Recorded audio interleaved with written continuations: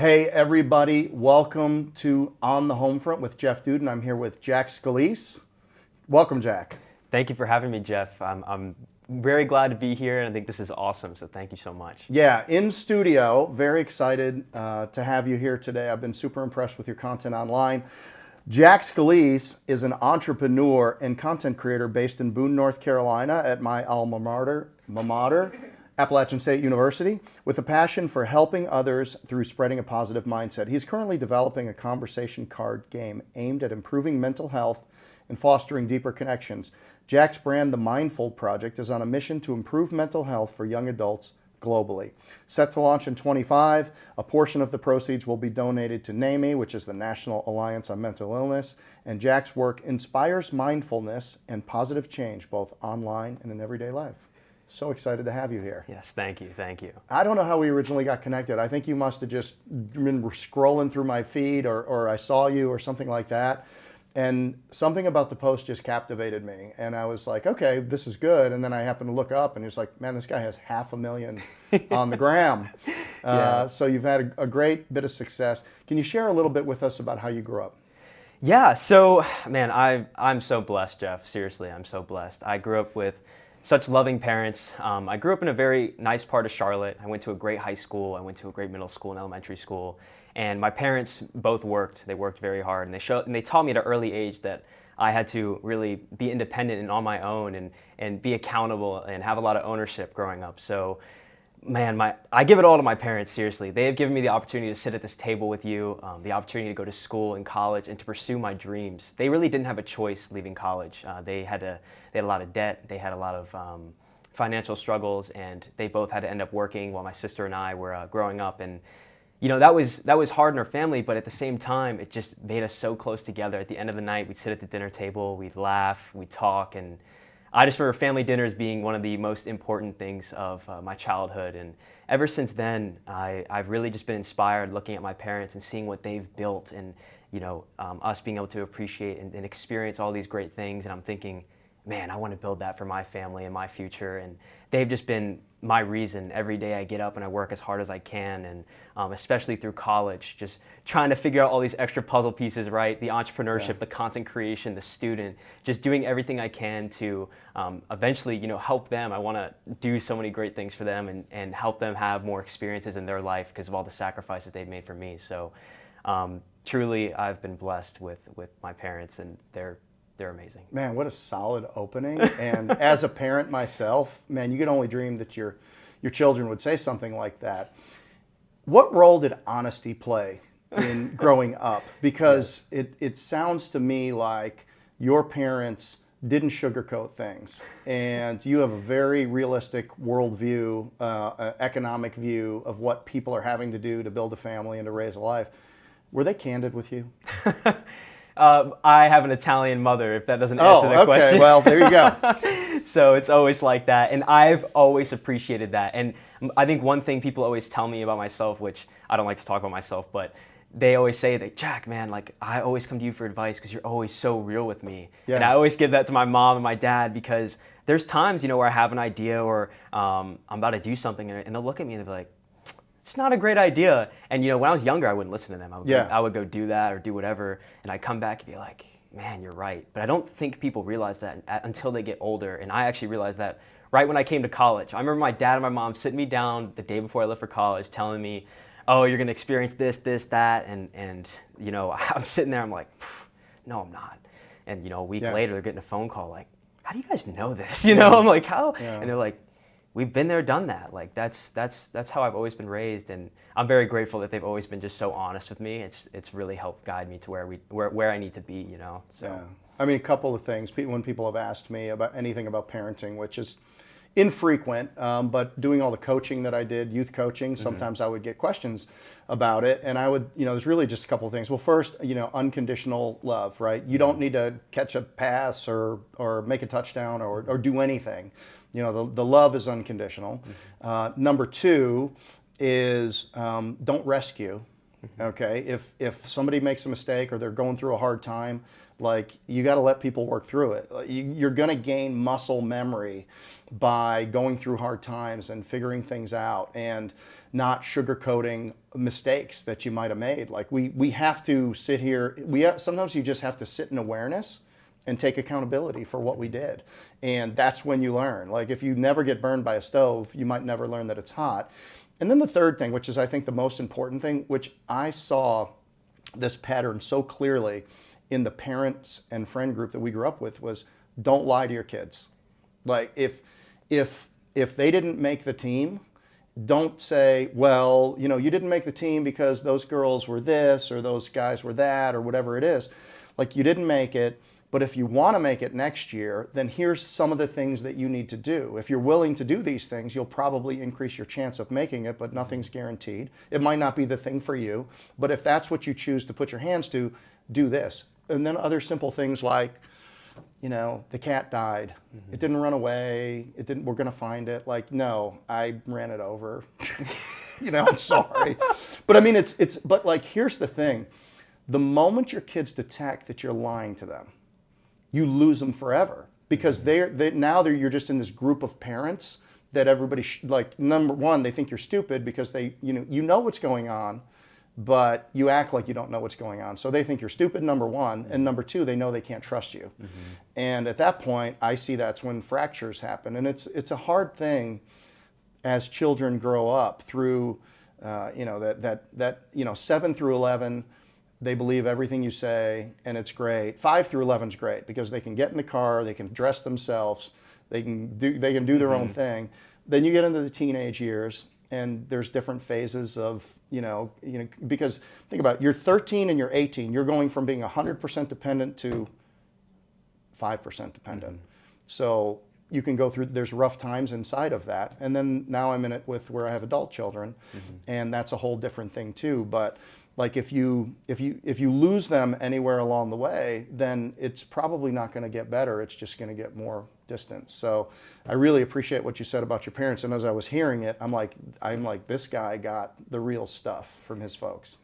Yeah, it seriously is great. And you talk about leash. I think that's what I was really talking about with the hot stove and everything. Yeah. My parents gave me enough leash to where I was able to kind of figure things out myself. Yeah. But they would pull on that leash if I wasn't doing something right. And I think that's what kind of guided me to my own independence and figuring out the mistakes that I needed to make, because at the end of the day, they want me to be accountable for everything. So I realized, I don't even know when I realized this, when I was sitting with my best friend and business partner. Shout out to Nathan. He's my best friend. I love him. He's in all my Mindful Project videos. Okay. We were talking about this one day, and we're like, man, we were raised so well, because at the end of the day, we're harder on ourselves than anyone can ever be on us. And I think that is when you really wake up and you're like, wow, my parents did a great job. I'm so grateful. So, yeah. Awesome. So you've got a lot of business going on right now. You've got partnerships. You've got sponsors. It looks like you've got projects going on. Did you have other early entrepreneurial experiences? Other than the occasional lemonade stand outside my house. Oh, is that right? Yeah, I did not really have much. I was thinking about that the other day.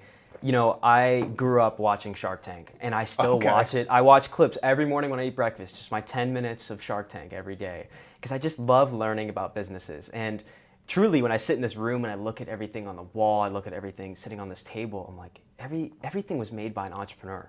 Everything was sold by an entrepreneur at some point. And I think that's amazing. There's just so many different avenues you can go down with entrepreneurship. And it really makes me think that, hey, if this doesn't work, why don't I just pivot to this? Because there's still a need for this, right? And I think just having the expansiveness of being here in the United States and being able to do that is just incredible. So growing up, I did not really have much entrepreneurial routes that I took or anything like that. I didn't start any businesses in particular, but I was definitely always interested, and I actually always knew I wanted to be my own boss. Even when I was young, I always told my mom, I was like, man, I love my sister, but I hope she works for me one day. You know, it's just that type of thing. So I've just always been very entrepreneurial in that way. Yeah. Anything else you did growing up? Sports, hobbies? What'd you fill your time with? Yeah, so I was always busy with sports, and I think sports was a great thing for me in high Okay. school. It kept me out of trouble. That was a big thing. I played baseball, I played soccer, and I swam all at the same time. So my Really? parents were running around town.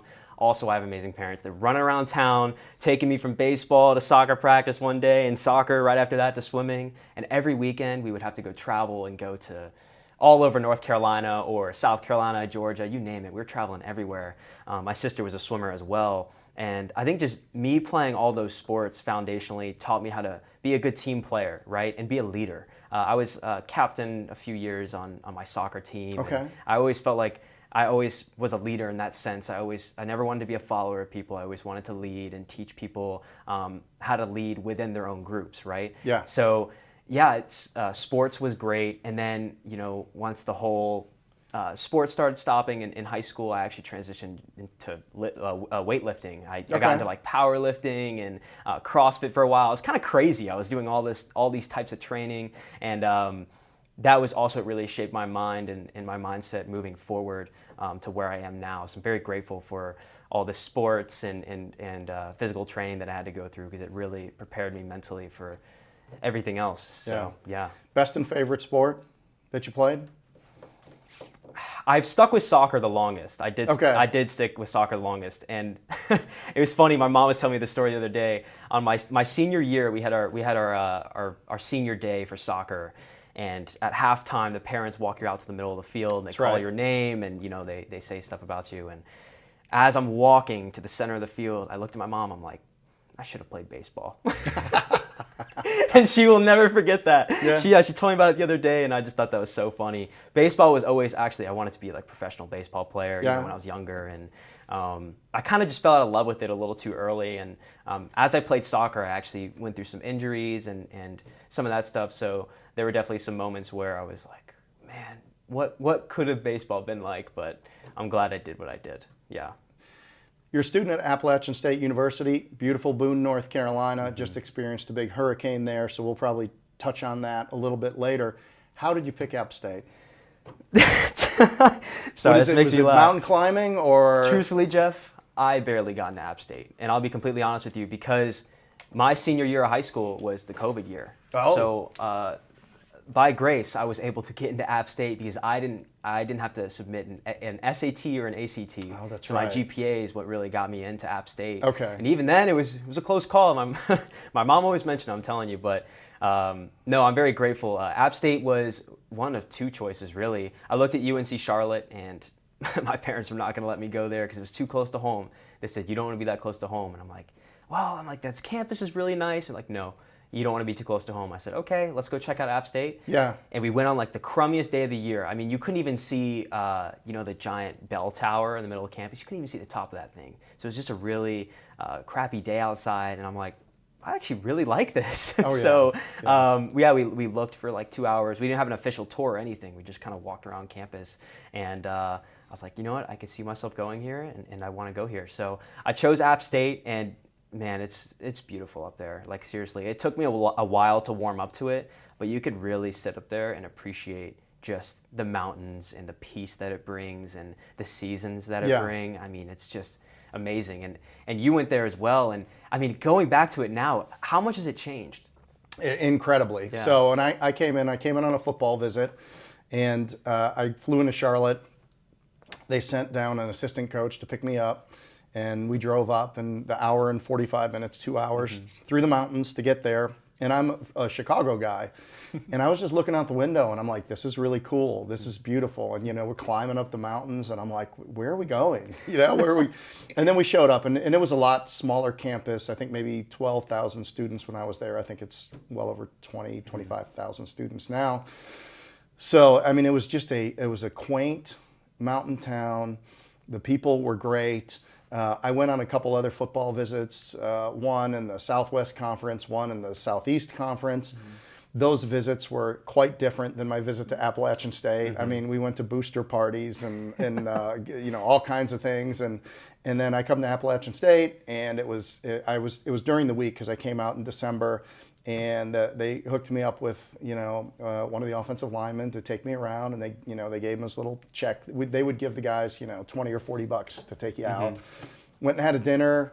He said, oh, we're going to go see some people, and we just went and 3 or 4 people here, 3 or 4 people there, nothing fancy. And I'm like, this is perfect. And the coach at the time, Sparky Woods, actually was flying out, so he flew home with me, and he took me to my dad, and he said, and we went and he took us out to dinner, and he said, if you just send him back, we need what he's doing. If he goes to those other schools, he may or may not play. It's going to be very competitive. If he comes here, he'll play. He'll get 2 full years, and no guarantees, but we think that he'll be our guy. And do you want to come and play? And do you want to go to an accredited business school? Do you want to go where Dino Hackett and John Settle had just played, which both went to the NFL? And I was just like, this seems like a place where I can be successful. And I'm so glad I made the choice. It was a foundation for us. And then you live in student housing apartment. What year are you now? I'm a senior, so I actually live off campus now in a house. You live off campus in a house. Well, you got Winkler Management, Holton Management. We painted all of their apartments. Really? Yeah. Wow. So we started the painting business, and we did all the student housing apartments there, and it was just a great experience. What is your degree in? What are you studying? I'm in general management right now, so I'm in the Walker College of Business right now. Okay. Yep, finishing that out this year. So, Awesome. Awesome. Yeah. Well, let's get into the success that you've been having. You've got something called the Mindful Project. Tell us what that is. So that's actually stemmed from college campuses. So I actually did struggle a lot at App State, and it's, now I say I just love it. It's absolutely beautiful, but I really had to embrace that environment for a long time, and I couldn't even walk on campus some days. So what was it about the experience? Was it the fact you showed up there without friends and you had to kind of make your own go of it, or what was it for you that was challenging? Yeah, so man, there's definitely a lot. I'll kind of start from the beginning though. I went to App State knowing a few people. I had actually a lot of people from my high school go to App State. Okay. And at the time, I had some friends. I had a really good friend group in high school, but none of my friends actually went to App State. So it was just kind of me, and I knew I had to meet more people, and I kind of had a random roommate, but we ended up being really good friends at the end of the year. But he was still new, so everything was just new. And when I moved in, my parents helped me move in. When I moved in Bowie Hall. I don't know if you know where that is. Sure do. And it's an old hall. It is. And my parents were. It was in 1989. Right, and we're carrying my stuff up the stairs, and it's probably one of the hottest days in Boone, 97 degrees.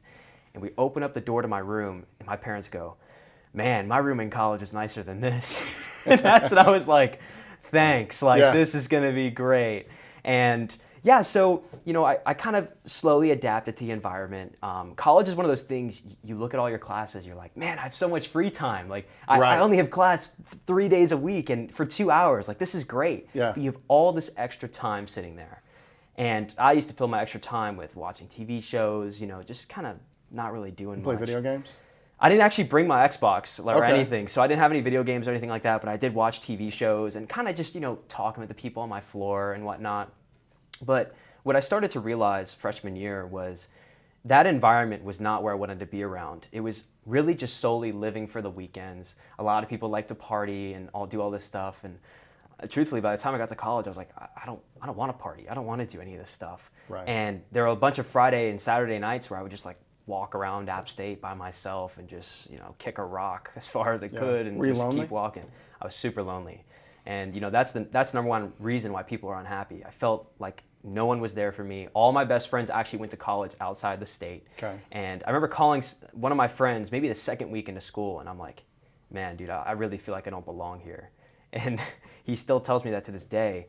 Like, man, dude, you're still in school. You're still, you're about to get your degree. Like, that's awesome. And I'm like, yeah, man, but it's taken a lot to get here. So I always felt lonely in that sense. And then I went back home for winter break, and second semester kicked in, and I had the worst anxiety I've ever had. I mean, Jeff, I was waking up every day and throwing up. Like, I didn't even tell people about this for a long time, but I would wake up, throw up, and be like, okay, today's the day. I'm starting off my day like this. I started my day off like that for, I want to say 4 months.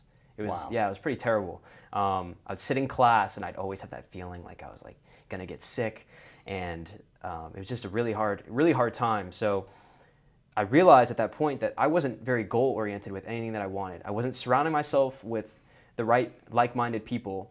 My mindset was very poor. I looked at life through such a bad lens. I mean, I was saying the word hate all the time. And I tell people not to use this word. Using the word hate is one of the strongest words you could use. Yeah. It's a negative affirmation. If you use that word, it starts to compound into your daily sentences about things that you don't actually hate. Like I could say I hate this water bottle. Do I? No. You just don't like it. Maybe because it's open, or maybe because the cap isn't twisting on correctly. Maybe because it's empty. Right, yeah, be like, I hate this water bottle. But how many things about our day are we gonna say that we hate? Right. When realistically we just don't like it. So I had to start switching my mind and switching the environment that I was in. So once I stepped out freshman year, I got very goal oriented. I bought my first camera. I was like, I'm gonna start posting on social media. I got pretty big in the gym at the time. Yeah. And I'm like, I'm gonna start posting on social media and just start making a name for myself, because I really want to do something different. I'm like, there has to be a reason why I'm sitting here at night wondering what I want to do with my life with no one around me, no one pushing me to do anything. Like, I need to have an audience of people that support me for what I like to do. So that summer I dedicated it all to just going all in on content. I bought my first camera. I was the happiest kid ever. And I just started posting on social media that summer. I believe that was summer of 2022. And then I started getting noticed. I remember the first month I had 2 videos that hit like 20 million each. And ESPN contacted me and they're like, "Hey, we want this on our page." I'm like, "Wow, this is awesome." What platform was that on? So through my Instagram, I think SportsCenter reached out to me. Okay, and then so it was Instagram. Yeah, on Instagram. Yeah, I solely did Instagram at the time. Okay. And so I just started posting content. 20 million. Yeah, 20 million. And that was like unheard of at the time, because that was still new. I hardly get 10 million on my posts. And it was like it was just new at the time, because it was all the gym influencing was still like a trend. Yeah. And I just started just doing my own thing. And So it was gym stuff. Yeah, so it was all gym stuff at the time. And I really built a good platform, and I was proud of that. But at the same time, I wasn't proud of the person that I was becoming on the inside. So every day I would grow, I feel like I was just digging a deeper hole. Got it. And it just started that negative spiral, because I would get all these comments like, "Hey Jack, like, you're my inspiration, dude, like, you're my role model." And I look at myself in the mirror, I'd be like, "Man, I don't like myself at all. Like, you guys have no idea. Like, I put on a smile for the camera, but internally I was struggling so much." Big imposter syndrome. Huge. Like, okay, people are counting on me. Plus, anytime that we start to get attention, it's a slippery slope, because your role is not your identity. And so now you're in this role where people are looking up to you and you're having this success, but your identity is incomplete and you're not happy with yourself. And now you're like, well, am I deceiving these people? And then probably, if you're looking at the comments, I assume there was negative comments. A lot. Yeah. So, and you listen to Rogan, he's like, I don't look at you can't look at the comments. You can't. You really can't. It'll kill you. It will. Yeah. So, so it's interesting. So as you started having success, your identity was not caught up to the role which now you were having success in. That's right. And that creates this divide. And how did you deal with it? So I've seen a bunch of influencers kind of go down this route, and there's either 2 options. You either quit or you keep going. And at the time, I was trying to post more content, but I wasn't feeling like myself, to be honest. I was sitting in my room. Dude, I was crying a lot. I was crying almost every night. That second half of 2022, I just was broken. And I just didn't know what to do. And I think at the end of the year I did some things I wasn't proud of, and that was when I was really at the point of, like, not only giving up on social media, but just everything. Like, I didn't even want to be sitting here with you. I wouldn't even be sitting here, truthfully. And I don't really like to dive into that, because it was a really hard time on my half. But I didn't tell a lot of people how much I struggled, because I always thought that you shouldn't talk about those things. I didn't know a lot of people that were opening up about mental health, and Right. at the time I never really believed it, but I was so in it.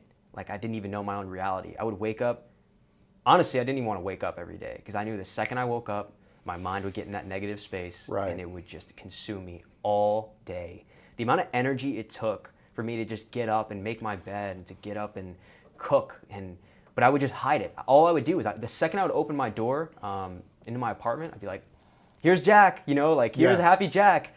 But no one really knew. I was pretty miserable at the time. So I want to share something with you, because it's topical to what we're talking about right now.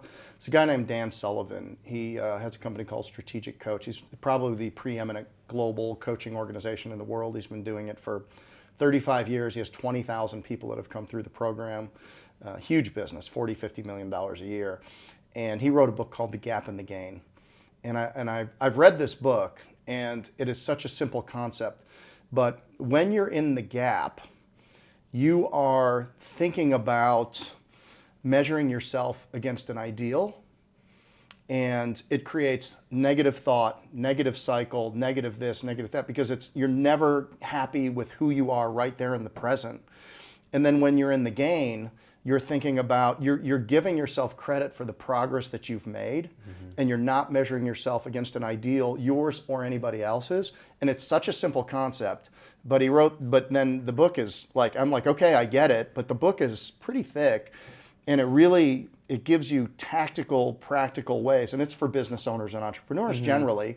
But it's like, if you're in the gap, you're never going to be happy. It's going to cause you to be negative. It's going to cause you to be indecisive. It's going to cause you to be fearful, because you're constantly thinking, I'm not measuring up, it's not enough. And really, you're going to get fulfillment and happiness from taking stock of the progress that you've made, and then really measuring it backwards, and then now you're in a better mindset to go forward. And it sounds like that's exactly where you were. Yes, yeah. So, yeah, at the end of the year, I didn't even know what to do with myself. And at that point, I was like, okay, things have to change, because where your focus goes, your energy flows. I'm like, I need to start doing things that help my mental health and put myself first to make sure that I'm okay to help the people around me. So I started journaling, and I remember at the front of my journal, I put goals. I put a 3, a 6, a 9, and 12-month goals. So yeah, basically goals for the next year, but I just broke them up into little increments. And I actually looked through my journal the other day. It's pretty incredible. But every day I would journal to myself, because if you're not able to dissect your thoughts and sit in a room in silence, I'm big on silence. So a lot of people fill their time and fill their noise with music, right? Yeah. Or podcasts and stuff. And I think that's okay. Scrolling. But you have to be able to have shower thoughts, is what I call it, right? When you sit in the shower and you're just thinking about, what's happening next week, what's happening tomorrow, maybe even what happened today, you need to be able to have those moments throughout your day. Because if you don't understand your mind, I mean, your present moment and everything else moving forward, it's not going to work your way, right? So I had to figure out to deal with my shower thoughts, is what I called them. So anytime I was overthinking, I would write it down in my journal. I would write it down. And there's some days I would write 3 pages full of all my thoughts going on. Yeah. Hey man, I messed up here. That's okay. We got to keep moving forward. Hey man, I messed up here. We just got to keep moving forward. And I kept journaling through that process, but I almost dropped out of school at that point. So it was the second semester of, so this is 2023, second semester of my sophomore year. I had to call my dad every day. Dad, I don't know what I'm going to do here. Like, I don't even know why I'm in school. My grades are failing. I'm going to fail out. No, keep going, stay in it. He would send me podcasts like Jocko Willink. He would send me stuff by, David Goggins at the time. Just being able to be like, hey man, you can't change your past, but you can start where you are and change your future, right? So just being able to take ownership. Ownership was one of the most staple things I learned at the beginning of 2023. If I didn't have ownership and accountability for everything I did in my past, I would not be the person I am today, and I would not be sitting here. And my dad reinforced that every single day. And I'm so grateful for him, because he's literally the reason I've stayed in it. So from that point, I set my goals and I just started posting content. And my content wasn't even for the purpose of, like trying to get more followers or whatever. I just wanted to teach people what I was learning through my hardest times. So one day would be about positive mental health. One day would be about, I don't even know what else it would be about. I'd do like affirmations. I would do stuff about psychology, because that's all I was studying. I'm like, why is my brain this way? And what I learned is, the first initial thought of the human brain is negative. And we're just genetically wired like that, right? And the only way to break through that is to sit there and be like, do I really have these problems, right? Like, we're worried about safety and security all the time, but man, I got a roof over my head. I have running water. I have all these things. And when you start pointing out the gratitude and the things in your life that are going really well, you stop looking at all the things that are wrong. And that's how you continue to progress through that really, really difficult time. I found that the only way at that point was up, because I was in such a deep hole. And so I just kept posting content, and people started liking it. And then, I got picked up by Gymshark, and I got all these other brand deals coming in. And I'm like, man, this is incredible. And I started growing. And I not only started growing on social media, I started growing into a person that I wanted to be for so long, and a person that I was proud of. And I just wanted to use my platform to spread that kindness and joy. And people think to this day that, oh, this guy's going through stuff. He's always smiling. He's always happy. No, like, I've just experienced so much pain in my past that I know how to deal with that pain right now. If something were to happen right now, I'd understand that it's not why is this happening to me, it's what is this teaching me, and I'm able to move forward and look for solutions in the problem. So I'm very solution based now. I'm just like, okay, if there's something going wrong, okay, what can I do about it? What can I control? Right. And if I can't control it, then, that's it. Yeah, I mean, that's it. Yeah, so you talk about shower thoughts, and one thing that I've always tried to teach entrepreneurs is that the music is made between the notes. And you need to find, as an entrepreneur, and you building a business, you've got people you're responsible for, you've got obligations, you've got customers. There's the business of the business that you have to show up and do and be accountable to do. But getting 2 to 4 hours a week to put the phone down, and maybe if it's with a microphone, or if it's with a whiteboard, or if it's with a notepad, or if it's with a journal, just to be alone with your thoughts. Because after you settle and all of the noise starts to go away, that's only then when all the dust settles, now you can see clear and far. Yes.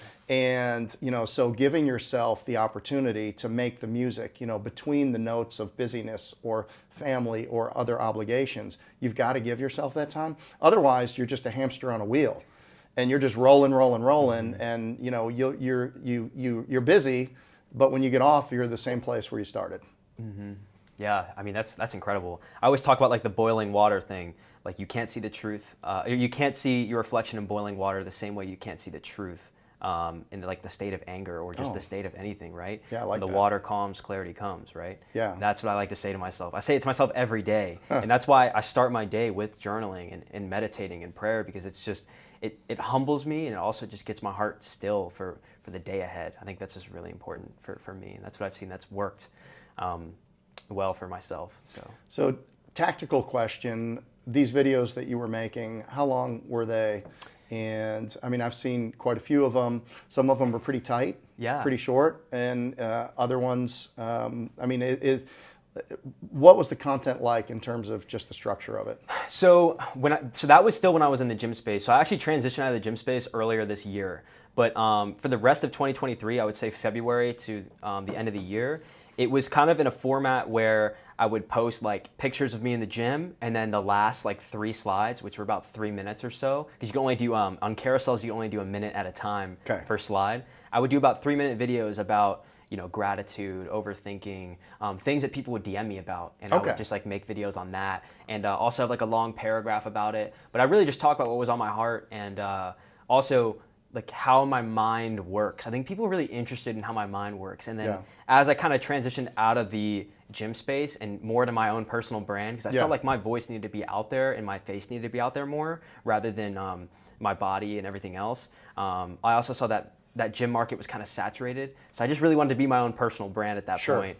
And so I just started making shorter messages that really resonated with me. And at a certain point, I started to just repackage them just in different forms of content, just to continue to get the message out there, because people need to be reminded more than they need to be taught. So if I'm able to remind people every day to have a better day, to have a more positive mind, then that's what I really want to do with my content moving forward. So, yeah. Do you read a lot, or where do you get I would say my observation would be that you're very well read, because you've referenced a lot of very solid concepts, psychological concepts, motivational concepts. So listening to Jocko or some of these other things, or Goggins, they're going to give you these practical, tactical things for motivation and mindset. Is that where you get most of your content from, or do you read? Yeah, so I do a little bit of both. I love listening to podcasts. That's awesome. I used to actually listen to like 3 hours of a podcast every day last year, because I was trying to become this like just really well-wired person. I was kind of just I was single, and I was just kind of doing my thing and just really focused on like my growth. And I started a business at the time, so I really wanted to optimize that as well. And I knew that a lot of it was in my mind. So a lot of it came from podcasts, a few books, and then I just like to read a lot about this stuff, man. I mean, it's just really cool to understand the human mind and psychology. And of course, like I almost want to talk about like mastering like myself, like getting to the top of my own mountain. Because I always say you're only in competition with yourself, right? And everyone's worried about like climbing to the top of the mountain, but no, just worry about your mountain, right? And what you need to overcome. And I think once you continue just climbing up it, it's honestly like a never-ending mountain, which is a beautiful thing.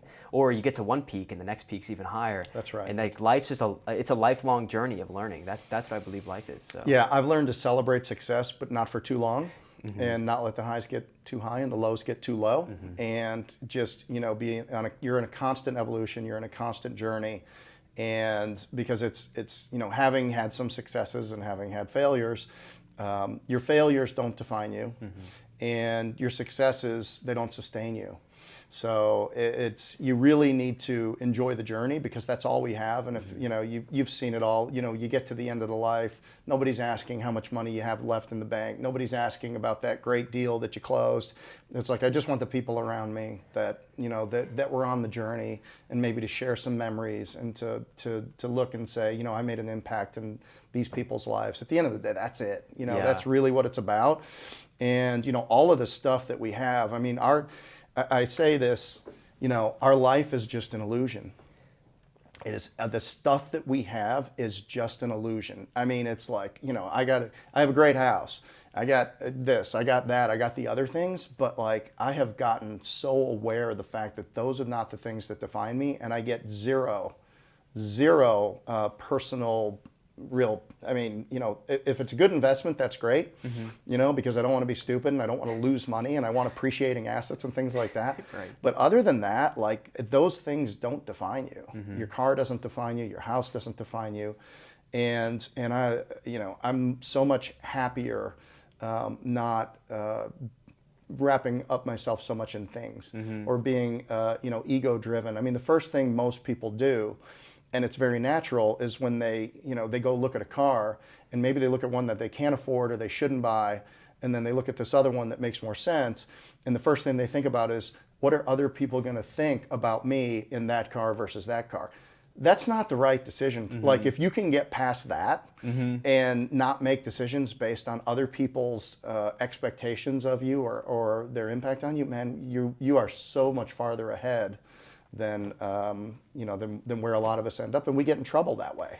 Oh yeah. I was gonna say, like, the saying that I've heard. I heard this a few months ago, and it just stuck with me. It says, "Do you actually want it, or do you want other people to see you have it?" Oh my gosh. And that's when I was Exactly. just like, oh my goodness, my whole mind shifted from that point. Yeah. Thinking about getting that new car that people maybe want to see, be like, oh, this guy has seen a Yeah. glimpse of success or whatever. But it's really just a lifestyle that people promote on social media, and they think that that's like, oh, this person's living their perfect life. They have all the money in the world, and it's like, dude, that's not really how it is, right? Yeah. But I love that, and I was curious about how old were you when you realized, the truth behind everything, when, you really put your first foot forward and said, man, like, all this stuff's an illusion?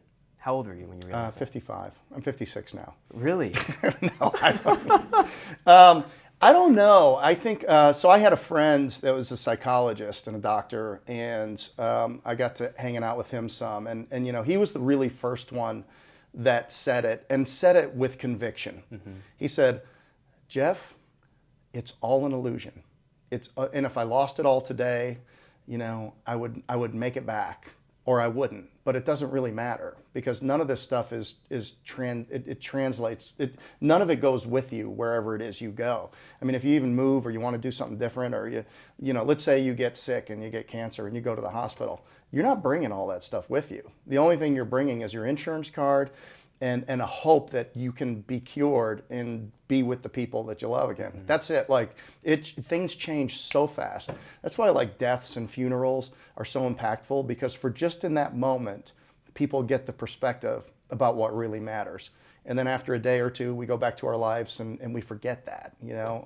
But I don't know. I think it's come to a realization. I think assets and capital and resources are tools to do something with. They're tools to get experiences in life with. They're tools to give other people experiences with, or to help people, build something for themselves. And you become very quickly, once you make a little bit of money, for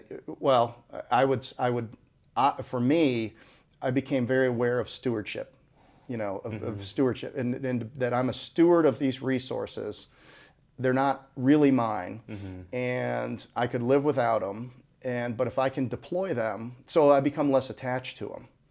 You know, I don't have a big attachment to my things or money or stuff like that.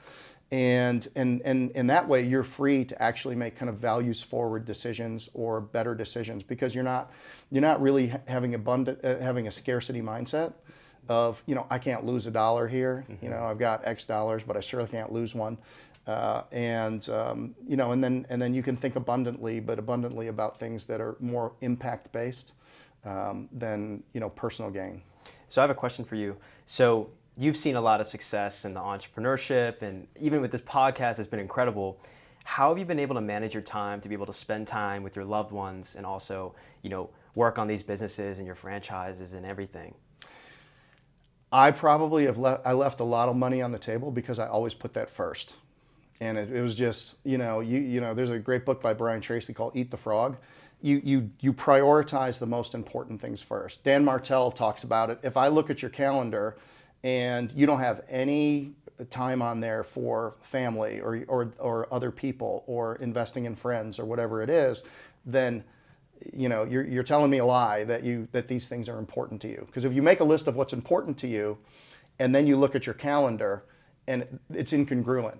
So I always did it first. I mean, I coached over 30 seasons of my kids' sports. I actually converted my business to a franchise just because I knew that I was going to be home less. We were a national, international company. We were working in Puerto Rico and Canada and other places in the Caribbean and California.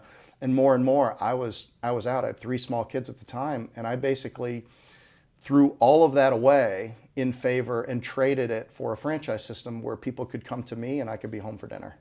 That's amazing. Seriously, that's like incredible, because I started an online coaching business last year. Okay. And I put so much time and effort into it. I mean, I would literally step out of class and take sales calls and try to learn that whole process, literally from zero. I knew nothing.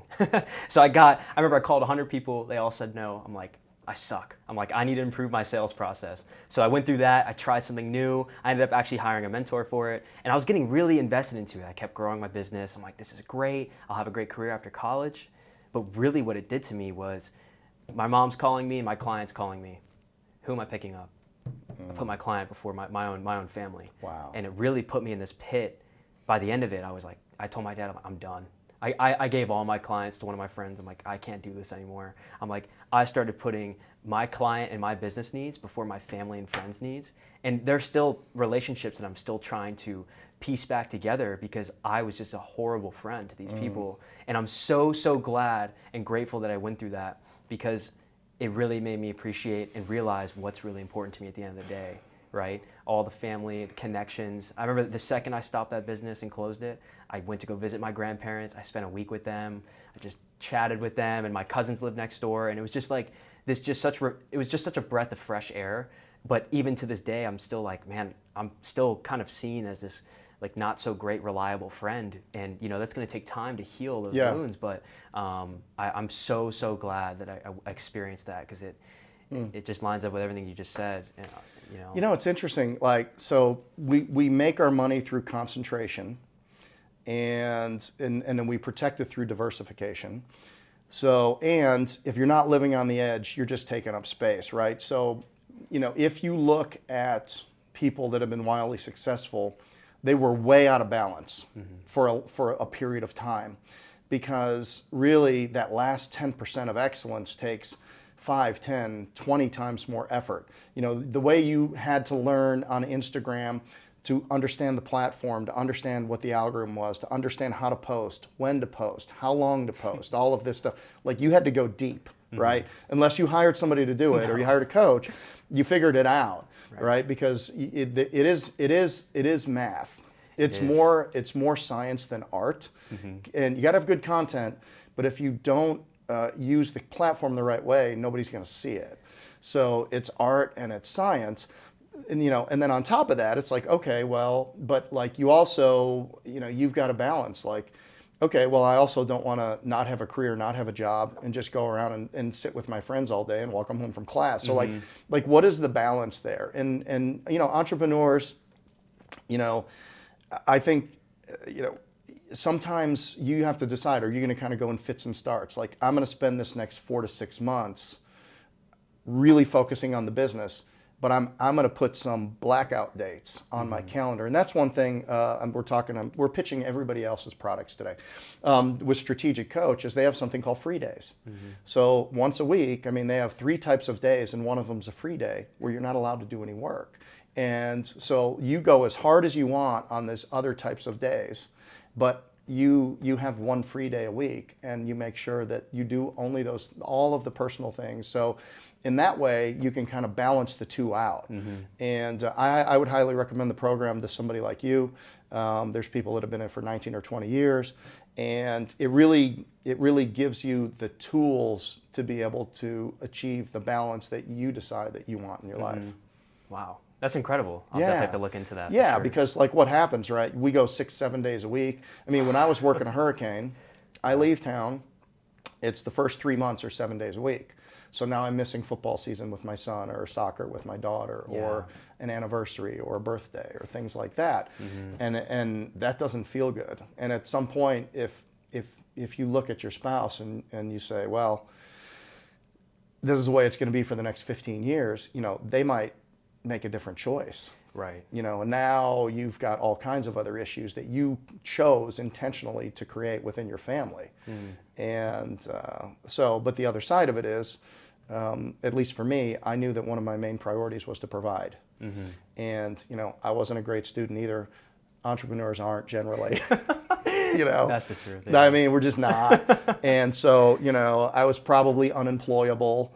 And so, I had to make a go of this thing to be able to provide. And I mean, I was focused on, from the moment they were born, I was focused on paying for college educations. I was focused on putting a roof over heads. I was, and then it became hitting lessons, and then soccer practice, and, all of this, and school, and maybe a vacation here and there. So, so you have to, everybody has to decide for themselves what's most important.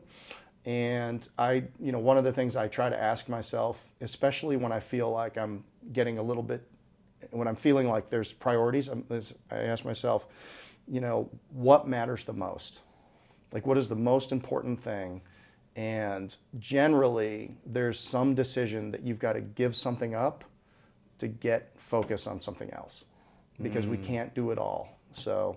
And it sounds like you take big swings at things. You go all in and get wildly successful in Gymshark partnerships, and then you start a consulting business, and you're like, wait a minute, I'm not paying enough attention over here. You shut that down, and now you run over here. So you're an all-in guy.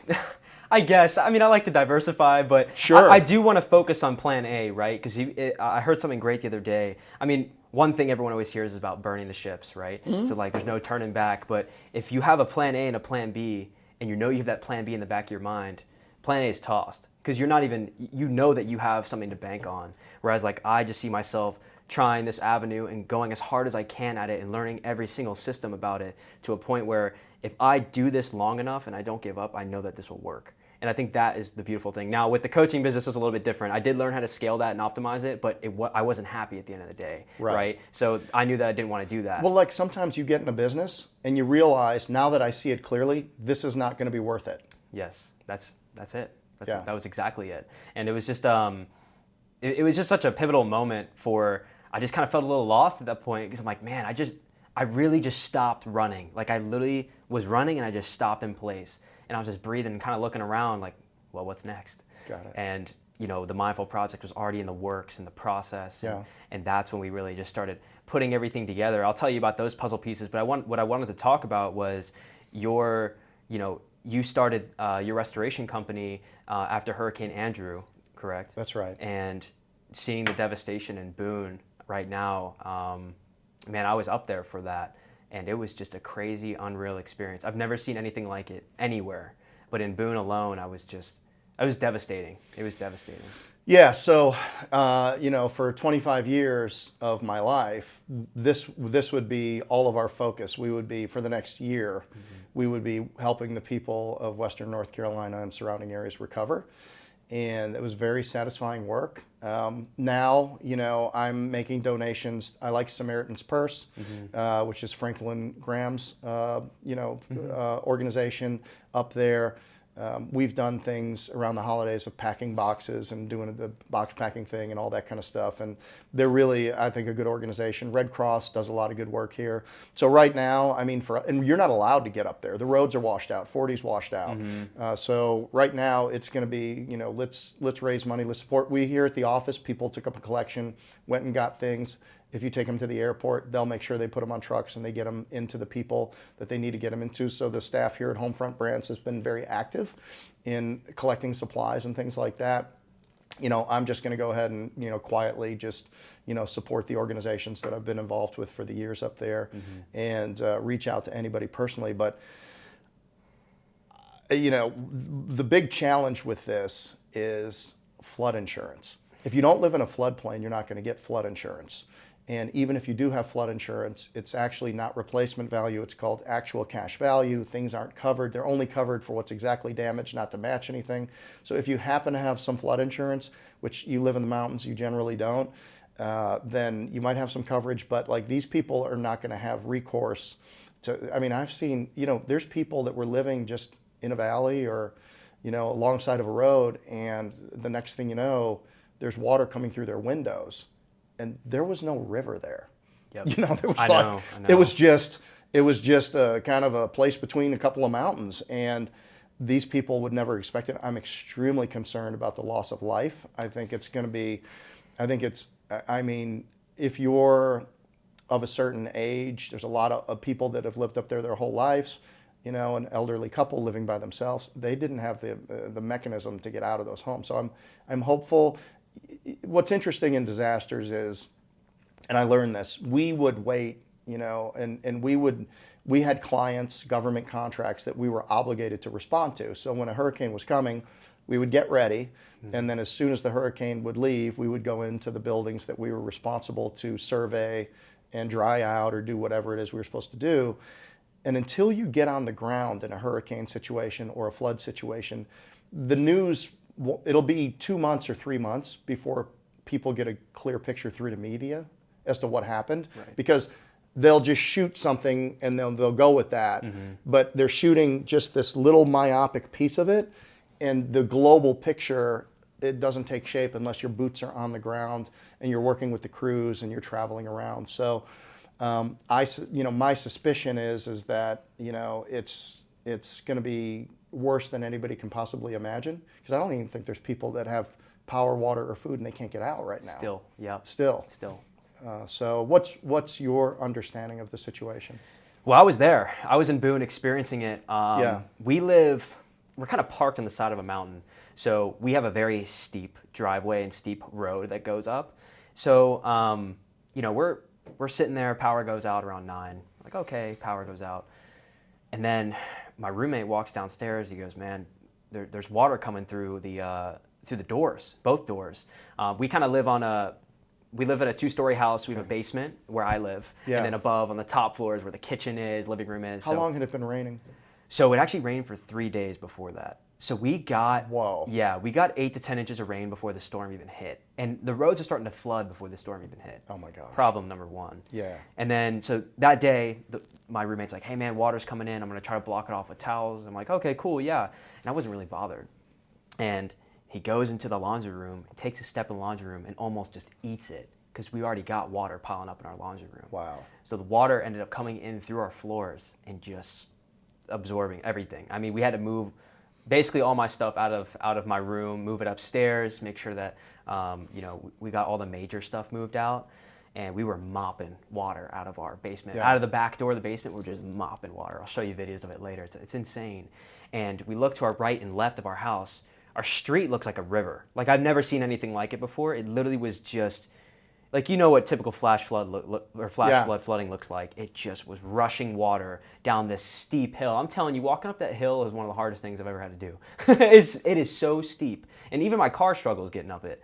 And I'm just looking at all this water come down, and then you look to the right, and water's just finding its way down. It's literally finding its way down. And so just like tons of little waterfalls and everywhere, rivers and creeks just like coming down out of the mountains. Rapids. Wow. The top of our street, the street's gone. There was a rock slide. Yeah. Street just completely fell. Yeah. Well, that's the problem. Like, houses just, like, if the soil gets unstable on sloped ground, and if it starts to go, it's all going. And I think the scariest part was, all the trees in Boone, everyone always posts about the leaves. The scariest part was when those big gusts of wind would come in, Yeah. it would knock down like 10 trees within a 100-yard radius. Yeah. I mean, we were just like sitting there and we're just like, there goes another tree. A tree fell in our backyard, our neighbor's house. Trees below us, or there's a house below us. I think 8 trees fell on their house. I'm just like, it was unreal. I couldn't even process it. And the hardest part was no cell service. So we had no idea what was going on. We don't know if people are okay, what roads are shut down. No idea. I could call my dad briefly for 2 minutes before the call would cut out, and he was worried sick. Oh my gosh. But then we were driving a little bit later that day when it cleared up, and just seeing all the destruction in Boone. Small businesses are gone. It was just so sad, and I really just looked at my best friend that was in the car. I'm like, Boone's never going to be the same. Like, wow. It's really sad. Yeah. Yeah, that's horrible. Well, prayers to lift them up. Hopefully people are okay, and it's going to be a long recovery. That's right, and we just got to do our part and continue to spread the awareness of it. Yeah. Like I posted about the Red Cross the other day. Is there I something have it in you're my supporting? bio. Yeah, the Red Cross. Okay. I've just heard from the students that are up there who lost, their cars and their homes. They just said the American Red Cross has been working all night to get us food, shelter, everything that we need. Yeah. So I put a link in my bio and in my Instagram bio below it. Well, yeah, it's rough, but we'll all do the best that we can with it. There's no good news. There really around isn't. that. I know. It's just crazy. So I want to move to mental health, and it's been a theme of this podcast. You shared a lot about not all the details, but clearly you're indicating that you had times where you really, really struggled dealing with what you were facing. Talk about mental health broadly for people your age. What have you learned? What are some of the numbers, and what are the things that you're most concerned about for other people that are in your age group and maybe facing the same things? Man, I think it all stems from the phones, man. Like I can't even, I'm a content creator, but I have 45 minutes set on every platform total for the day, and I'm off. I can't stand being on social media. Isn't that crazy? Yeah, seriously. Yeah. It's so that's the first thing. Like, stop scrolling and get outside. Get healthy dopamine. Walk outside. Right. Hang out with friends. Like, talk with people. Connection. Right. I think largely, and it's really just from the pain that I've seen. I came with you with this business idea that we had for the Mindful Project, creating this conversation card game, because I saw that there was a serious need for college students in particular. So like I went through, I had a very poor mindset in college, and I just felt so lonely and trapped and isolated, and it led to anxiety and depression. And I was like, man, there's got to be some statistics about this, about somewhere out there. And after doing some research, I realized over 2/3 of college students walking around have symptoms of anxiety and depression, and almost a third should be diagnosed. Yeah. And that's when I was just like, this is unreal. The amount of college students that are here each year struggling with this stuff and not being able to talk about it. And what I realized was, I looked at a Harvard study, the longest running Harvard study ever, says the reason why people are unhappy is because of loneliness. And the reason why people are happy is because of human connection. And that's really where the foundation of this college game came from, was from the pain that I had from my experience, and being able to say like, hey, if I put myself around the right people, maybe I wouldn't have experienced this, but I'm also grateful I experienced that, because I wouldn't have had this idea. Sure. So we created this conversation card game that basically takes strangers, when you're getting to school, you don't really know anybody, you don't even know your own roommate sometimes, and it just takes you from a surface level understanding to like a best friend level understanding in 2.5 hours. It's unreal. We've been testing the game over and over and over again to trying to get this process perfect for the consumers. So we're actually doing testing with our community on the Mindful Project, which is fantastic. So it sounds like even if you lose the game, you win. Yes, that's right. And so it just really opened my eyes to how these schools are really trying to push to really take care of their students, and they haven't been given the proper tool yet. And I feel like this is going to be a really good tool for them to implement on their universities to create that college community that they want, that college culture that they want, of just an embracing environment of people who look at each other and say, man, like everybody is amazing. Like in some way, shape, or form, we are all amazing. That's like the big motto Right. of our brand, right? Everybody has something that's truly amazing about them. Yeah. And if you come curious into anything, you will leave connected. Yeah. And so that is what our game really inspires people to do. And after doing all this testing with all these other conversation card games that are out there, we just really wanted to give the most heartfelt and genuine connection that we could for college students, but also we actually created one for the general masses as well to sell direct to consumer Okay. online through our social media. So it's just something we're really passionate about. We love talking and we love meeting people, and it's just really, people are amazing, seriously. Do you have it? What is the state of the business Yeah, right now so and the product? So we have our prototype in hand right now, but we actually have to create our other prototype we're going to be selling the general mass game first, Okay. because we want to make sure the market's good, and we want to make sure that all the testing that we do is really just for the customers in general. And once we finish rolling that out, we'll able to go to market at the beginning of 2025, and from there we're going to sell online. We're going to use just general digital marketing, just organic marketing in general. And then once we prove that process out, we'll be able to really work on the college game to where we're going to go college to college and attempt to sell this in bulk to college freshmen coming in, because as talking to parents, they say that they really worry about their kids going to school, and COVID really raised a lot of walls for us, right? Yes. And just people don't want to have these conversations, and parents are worried that their kids aren't going to meet the right people when they go to college. So we believe there's a need for it, and that we could really help with the mental health crisis happening on college campuses and in just the young adult audience. So, Yeah, that's great. Don't tell me the name, but do you have a name for it? we do. So Don't tell it to me. You don't want me to tell it? Okay. Okay. Now, do you have your trademark? Not yet. Okay, so I'm working with a group, and the company is called Instant IP, and what it uses blockchain technology, and for $97. So trademarks are usually like $1,200 to $3,000. They take a while. Copyrights you can get, but they're a little less strong. And then you've got patents, which are around 30 grand, and they take maybe 3 years. So you've got all these different levels of IP, and it was called Easy IP. You had to change it to Instant IP because, quite frankly, there was a trademark infringement on Easy IP. I think the irony is not lost on me. But so for $97, you go put all the information in, and it creates a certificate, and it creates a blockchain digital marker that it was your idea. And not only do you need to do that for the names of each of your games, but maybe even each of the cards or some of the questions and stuff, so people can't copy it in that way. And you might spend a little bit of money, or you might spend $97 times 1, 2, 3, 4, 5. I'm not sure. But that being said, it would be a cheap and easy way for you to at least prove that this was your idea. Because if you put it out there and somebody, Hasbro, or I don't even know if they're in business, but one of these toy companies copies it, you can't fight them. That's right. They will take it. I've got all kinds of original content that goes back to probably 2010, and and now I sometimes see people taking my content. And Really? using it and repurposing it, or taking a concept or something that I had, and so I'm like, well, I might not want to get a trademark on it, Right. but I'll spend $97 to protect that concept or that idea that I know was my original idea. Right, right. A lot of stuff's a compilation. Probably 90% of the stuff that we said on this podcast came from other people, right? Ideas, concepts, and stuff like that. And that's fine, because we're packaging up for the listeners so that they get it, easy and we put it together in a way that can be helpful to them and understand it. But 10% of it is our unique content, and those are things that we should protect. That's right. So when is the game going to be available officially, and people will get it? You're going to distribute it directly?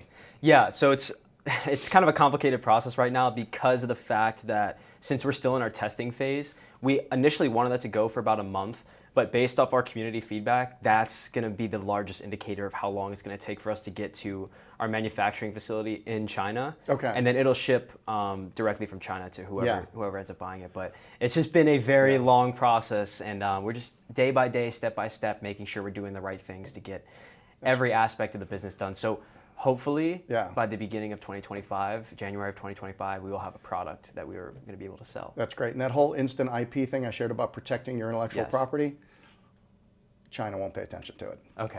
Yeah. Yeah.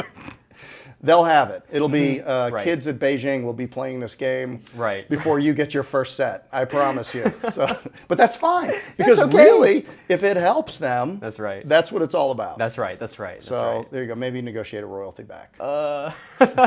Maybe we'll see. Right. Yeah. Well, that's good. That's so exciting. I think it's going to be great. I could see schools and universities buying this and putting it in the common areas of all the dorms. Yes. And then the RAs RAs. coming out and saying, hey, this is how we're going to get it going. And doing that, spending 2.5 hours. And man, it's like a icebreaker on steroids. It really is. Yeah, we've thought of it in so many different ways. And like you said, for clubs, I just feel like, only knowing the surface level of somebody is very hard, especially in an environment where you're living with other people. So just being able to know people a little bit better and know their background and everything like that is just going to help you so much more with your connections and if just everything in the future, right? Just any problems that may occur, you're like, okay, like I understand how this person thinks and how they work, and it's like this is so much better now. I can come and address this problem in the right way, and I think that's really great too. So. Can I get your opinion on addiction? Sure. My perception is that young people are drinking less alcohol. Is that true? Depends on where you're looking, Jeff. Does it? Depends on where you're looking. Yeah, if you turn the wrong corner, you'd be surprised. I really don't know. I don't really hang out with a whole lot of people, to be honest. Okay. Obviously, like the college culture, there's people lining outside of the bars every Thursday and Friday night. But I don't think it's to the same extent because I see this, that's where social media actually is good. I kind of see this good self-improvement kind of journey and kind of takeover. It's like it's a very interesting thing to see. Yeah. And I'm very happy for people seeing them, start their self-improvement journey and take care of their bodies. And Sure. But in moderation, I think people can drink. I think that's totally fine. Sure. But I don't think it's to that degree or extent anymore. Like you're like. Well, I think there's other addictions. So Right. the dopamine addiction from social media, that's a real thing. Yeah. For all ages, myself included. I mean, I'm working so hard to limit my time because now that we do this podcast and we're on all of the different channels, you want to check in and see how things are doing, or do I need to respond? Because I get real inbound important connections. That's right. From the social media. Like I can't believe the people that just slide into my DMs and are like, "Hey, we should get to talk about this." And I'm like, "Are you kidding me?" So it for me, it's like, hey, you never know when you open up the box what prize is going to be in there. Yeah. And then there's also people, marijuana and byproducts of that are more and more legalized all across the country. So people are doing probably more of that, which is probably healthier than alcohol because alcohol is a massive poison, toxin, Definitely. depressant. It impacts your sleep and all of that kind of stuff. And I'm no saint, with it. I've had my own journey with addictions and stuff, as most entrepreneurs actually do. Because we're living on the edge, and so we're always, whatever we're doing it with all of our might. But I'm just interested to know because I think that alcohol is it's like kryptonite or catnip, whichever one you want to look for mental health. I mean, it doesn't, it is not a good way. If you are struggling with mental health, alcohol and depressants is not the best way. It's not. to numb that pain. That's right. Exercise is great. Yes. Friends are great. Putting the phones down is great. Hiking is great. Athletics, working out, all of that stuff. So I think this card game, is a way because a lot of times, think about it. Like you go to a new place, you don't know people, and what are we doing? We're going to this party. So, the first experience you have with many new friends includes alcohol as the icebreaker. Well, now you have a different icebreaker. That's right. And so now I got to know people, and you realize this group of 15 people that are now living on our floor, I'm pretty yoked with these people. I've got this in common with those people. And you didn't need the liquid lube to basically, lower the inhibitions so that people could get to know each other. You did it through this game. So I think in a way, this game can be really, really helpful in really accelerating relationships Yes, that's the hope, and that's what we really want to bring to Awesome. many people and families and friends and even relationships. You know, I think it's amazing just being able to sit down and have a conversation with somebody. It's incredible. Yeah, good. Well, you are an incredible conversationalist. I'm so impressed. You're so articulate. Thank you. And you really put your thoughts together well. No secret why you've been so successful. I appreciate that. Thank you. Awesome. So, before we head towards the barn here, any social media tips for people that would want to do what you do? I mean, I think you've covered it. Authentic content, be who you are. You know, when you had an identity and role crisis, you kind of got yourself right so that you were aligned with the content and it was aligned with you. Right. Authenticity matters. You can only be somebody you're not for so long. Our battery to be somebody we're not is much smaller than our battery to be authentic, just to who we are. So we can, and you know, if you're being inauthentic, you're basically lying to people about who you are. Hard to keep that straight.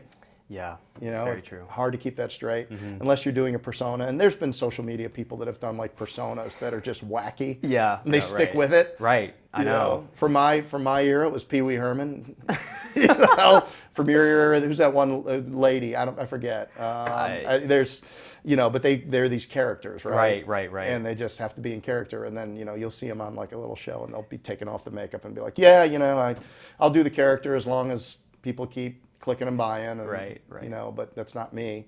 But is there any other tips and tactics, just a few things that you would recommend to people? And Yes. Maybe then wrap it up with what's the next platform of the future? Okay, so for social media, I try to tell people this as much as often. You need to be consistent with it, right? Social media is the best feedback loop you'll ever get. If you post a video and it's stuck at 3,000 views, and you're like, man, this video is so good, I put so much time into it. You might have put a lot of time into it, and that's great, but people aren't seeing it for a reason. So something needs to change. And I like telling my business partner this all the time. Like, I'm like, dude, I sucked at content this week, I'm sorry. And he's like, bro, don't apologize, like you've done great. And I'm like, but I'm not doing enough, because I look at those feedback loops all the time. So I do spend a lot of time studying the algorithm. So I do, on certain days, I will sit there for hours on end, scroll, see what works. And yes, it's mind-numbing work, but once you figure out what works, you could just replicate it. That's right. 100 times, just in different ways. You replicate before you iterate. That's what I always tell people. So if you're consistent and you see something do well, replicate that as many times as you can before you have to go to a different idea. Is that your content or anybody's content? I think with anybody's content, right? So here's another thing though. If you are creating viral content, you're not always going to get the conversions you want, right? So like last month on our accounts, we did 100 million views just on Instagram. Okay. And like that's great. Wow, I'm like, wow, that's incredible. I've never done that before. But then I looked at my conversion rate, and it was maybe just not even 1% of that. I mean, it was less than, it might have been 0.10% of Conversion that. to followers? Yes, it was a very, very low conversion. And what I realized was people weren't following me from the videos that were going viral. People were following me from the content that I created within those videos that went viral. Okay. So most people are going to follow you because of your voice. If you're able to carry your perspective on your platform and able to show your true self and what you believe in your messages are, and that's the beauty of a personal brand. It's really your perspective and other people that align with your perspective, and you're able to help them. If you're able to pivot from those viral videos and people are able to look through your account and see what you're posting, and you have a talking video of yourself, you have a few other things about yourself, people are more likely to follow from those posts, the ones you worked actually really hard on, and then the ones that you kind of take less time in but are going to kind of kick off and go viral. Those are the ones that are going to grab people, but the ones that are actually going to hold them is the ones that you put a lot of time into. Right. You created a good message that you believe in, that you're confident in, but really like you said earlier, don't pay attention to the comments as much. Yeah. I mean, obviously there's going to be negative comments sometimes, Sure. and that's okay. But I would say really study the numbers and track your growth. Like even to this day, I track my growth every day on both accounts because I'm like, okay, I need to see this trend go up this month, and I need to make sure that I'm doing everything I can to push this platform forward and get more eyes and engagement on both of these accounts. And just being consistent through that process and being creative, but also being like, hey, this sound is trending right now. This kind of content style is trending right now. If you find out what's trending in your niche and your audience, and you're able to just kind of create your own spin to that, because nothing's really original at the end of the day on social media, especially. Right. So if you're able to just make your own twist and spin to it and put it out there and test it and just keep going, you will find your way. But you have to be able to look at those numbers and pay attention to how you're growing to be able to get to that point. Got it. So that's like that's my best advice. But I think the next platform that's up and coming, honestly, it's kind of coming back around. TikTok. I think TikTok is really going to be like the next big push because of the TikTok shop.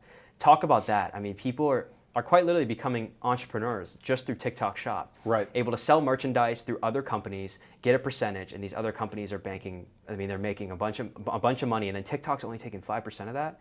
And TikTok promotes these videos that people post about TikTok shop. So it doesn't really take, you can do some market analysis and some studying, but TikTok is really where everything is sitting right now. And if you're able to capture a good audience on TikTok, you'll do well. But I think Instagram is my favorite outlet because you can have so many direct conversations with people, right? You could call people on TikTok, or on Instagram, sorry. You could call people, you could direct message them and really build that community that you want. Right. And that's why I've always put Instagram on the front burner, and I actually restarted TikTok this year and kind of put it on the back burner, just because the demographics on Instagram are a lot better. Like Meta does in my opinion, I don't know if I'm able to say this, but they do a better job with targeting the demographic that I want to hit, rather than TikTok's kind of a little bit all over the place. Right. So those are my biggest things. Just stay consistent, be confident what you post, and just pay attention. And it's just a big feedback loop. Listen, social media is free. Like, it's just a lottery system every day. So if you post every day, you have the chance of one just going crazy. And then if one hits, the rest will do well too. Nice. And it's really cool to see. So yeah, that would be my best advice. Great advice. Mm-hmm. Where can people follow you? So my personal brand is Jack.Scalise. And my brands page, which I love a little bit more, is called The Mindful Project. If you just type that out in Instagram, you'll be able to see it. We have a dot. It's like the.mindful_project. That was the only one we could get. Yeah. We're trying to get the full name pretty soon, but it's taking some time. But that will cost you. It's going to cost us a lot, but I think it'll be worth it in the future, at least, to have it. So yeah. Jack, this has been awesome. I've got one last question for you. Absolutely. If you had to pick just one sentence to make an impact in somebody's life, what would that be? Life's not about waiting for the storm to pass. It's about learning how to dance in the rain. I've said that to myself every day for the past year and a half, and it's changed my perspective on any hardship I ever go through. Perfectly said. Thanks for being on. Thank you for having me, Jeff. All right. This has been Jack Scalise with Jeff Dudan, and we have been On The Homefront. Thank you, everybody, for listening.